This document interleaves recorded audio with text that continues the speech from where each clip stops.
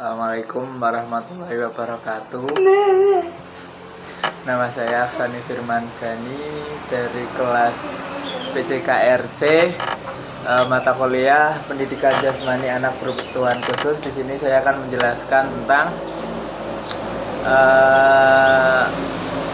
tunagrahita.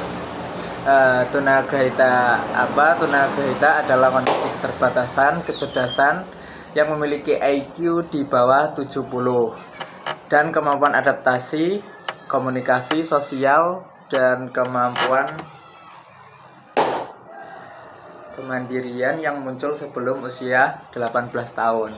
Apa saja klasifikasinya? Yang pertama yaitu untuk kategori ringan masih bisa belajar akademik sederhana, dan dia itu cukup mandiri. Kemudian yang kategori ringan, dia membutuhkan bimbingan dalam aktivitas sehari-hari. Untuk yang berat yaitu sangat tergantung pada orang lain, jadi dia itu membutuhkan sekali bantuan orang lain. Kemudian ada faktor penyebab. Yang pertama yaitu faktor prenatal atau sebelum lahir. Gangguan yang pertama yaitu gangguan genetik seperti Down syndrome.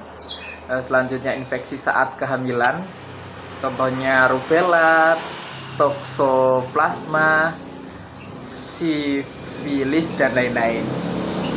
Kemudian kekurangan gizi ibu hamil, apabila waktu ibu hamil itu dia tidak memenuhi gizinya, itu sangat mempengaruhi janin atau anak di dalam kandungannya. Kemudian yang terakhir keracunan obat, alkohol, atau zat-zat berbahaya. Yang kedua yaitu perinatal atau saat lahir.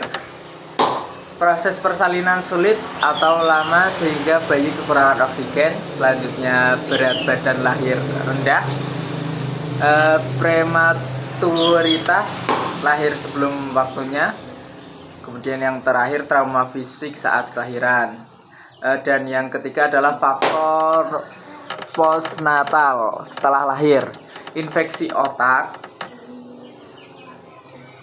kemudian cedera kepala berat, kekurangan gizi kronis, keracunan, dan kekurangan stimulasi lingkungan atau deprivasi sosial atau pengasuhan yang kurang.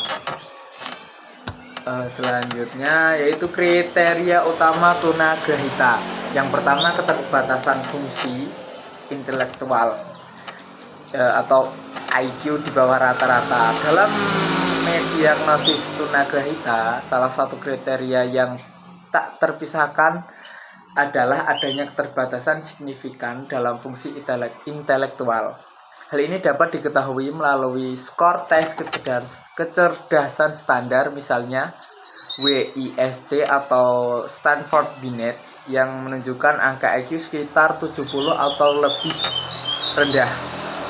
Penting diingat bahwa evaluasi ini hanya boleh dilakukan oleh psikolog yang memiliki kompetensi di bidangnya.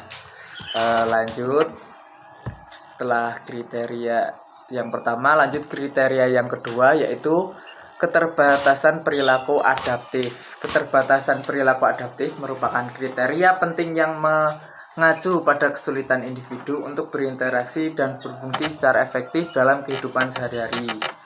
Berbeda dengan kecerdasan, kriteria ini berfungsi pada seberapa baik seorang dapat menyesuaikan diri dengan lingkungan sekitarnya. Ini mencakup berbagai keterampilan, mulai dari kemampuan dasar akademis dan berkomunikasi, cara bersosialisasi dengan orang lain, hingga keterampilan praktis seperti merawat diri dan mengolah pekerjaan.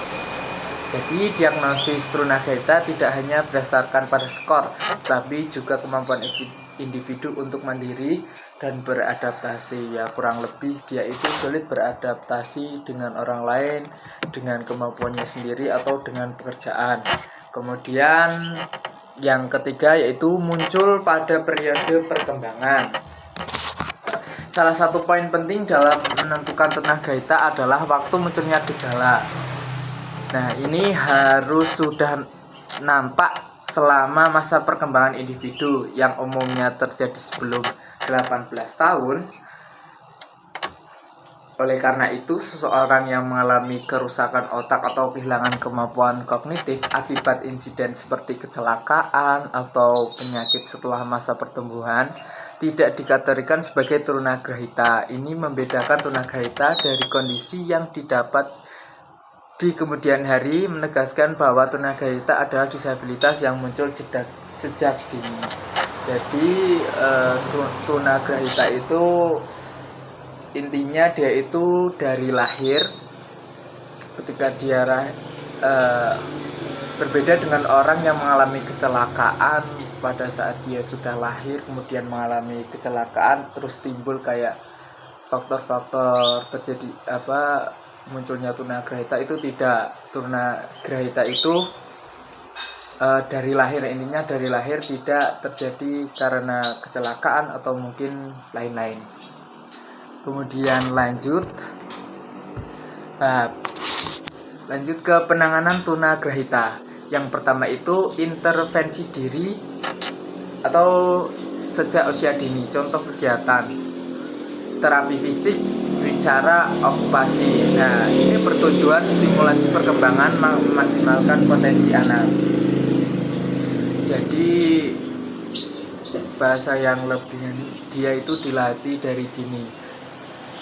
Kemudian nomor 2, peran penting keluarga dan masyarakat, memberikan dukungan emosional, melatih kemandirian di rumah, meningkatkan kesadaran terhadap diri sendiri, dan menyediakan fasilitas dan kesempatan yang inklusif.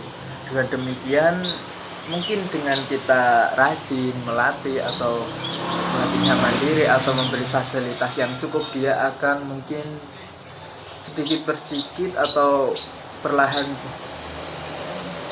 demi pasti mungkin dia akan, kondisinya mungkin akan membaik. Kemudian penanganan yang ketiga yaitu aspek kesehatan. Yang pertama, pemeriksaan rutin bertujuan memastikan kesehatan fisik dan mental terjaga, pemenuhan nutrisi yang tepat agar mendukung perkembangan fisik dan kognitif. Itu 3 penanganan yang apabila dilakukan, mungkin kondisi si tunagrahita ini akan lebih baik. Lanjut, karena di sini kita sebagai mahasiswa pendidikan jasmani, di sini juga kami memberikan seperti contoh proses pembelajaran tunagrahita dalam pendidikan jasmani atau penjas. Yang pertama, tujuan pembelajaran yang disesuaikan. Yang pertama itu mengembangkan gerak dasar, itu meningkatkan kebugaran jasmani, mengembangkan keterampilan fungsional dan meningkatkan keterampilan sosial dan menanamkan sikap positif. Kemudian ada modifikasi pembelajaran. Nah, ini adalah salah satu elemen atau kunci dalam keberhasilan pendidikan jasmani adaptif. Guru harus kreatif dalam menyesuaikan berbagai aspek pembelajaran untuk memenuhi kebutuhan anak tunagrahita. Nah, ini meliputi modifikasi aturan main di mana pengalaman dibuat lebih sederhana dan mudah dipahami, seperti menghilangkan dribble dalam bola basket agar anak hanya fokus pada melempar dan menangkap. Selain itu juga agar lebih aman dan mudah digunakan, misalnya dengan memakai bola yang lebih besar atau bola yang lebih ringan. Kemudian lingkungan bermain disederhanakan dan dilengkapi dengan isyarat visual yang jelas untuk membantu pemahaman. Terakhir, teknik mengajar juga disesuaikan dengan instruksi yang sederhana, berulang, dan lebih banyak menggunakan metode demonstrasi atau pendekatan berbasis permainan untuk menjaga minat dan partisipasi anak.